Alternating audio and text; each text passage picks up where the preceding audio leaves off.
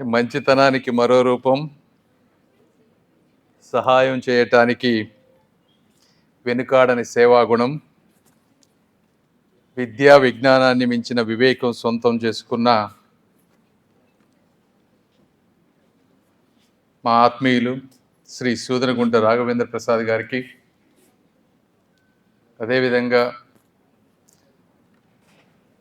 వారి ధర్మపత్ని కళ్యాణి గారికి గుంటూరు ప్రాంత ప్రజల తరపున మనస్ఫూర్తిగా అభినందనలు తెలుపుకుంటున్నాను.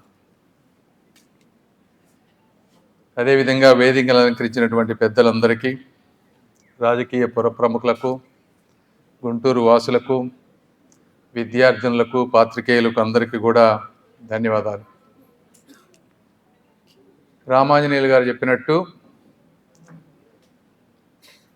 రాఘవేంద్ర ప్రసాద్ గారు వారి జీవితం చాలా ఆదర్శవంతమైనటువంటి జీవితం.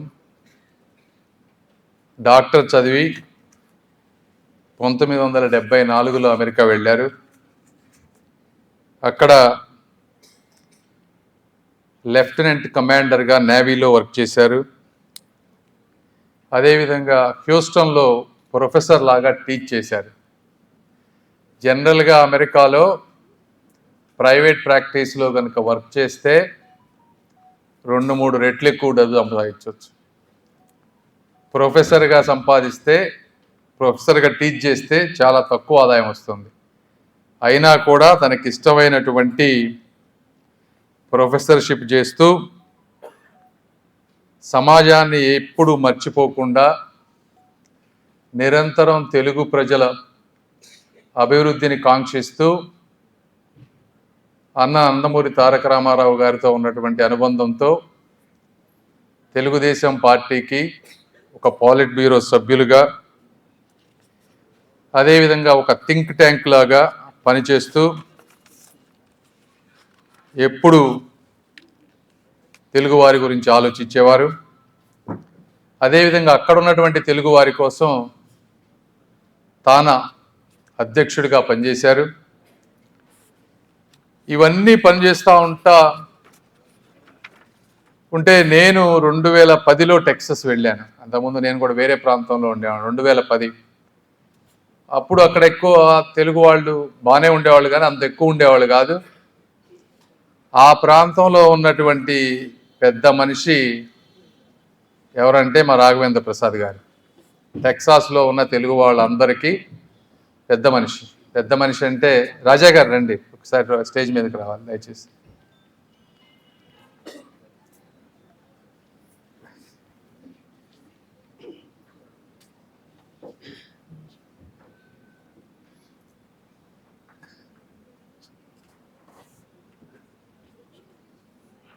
అక్కడ కూర్చో.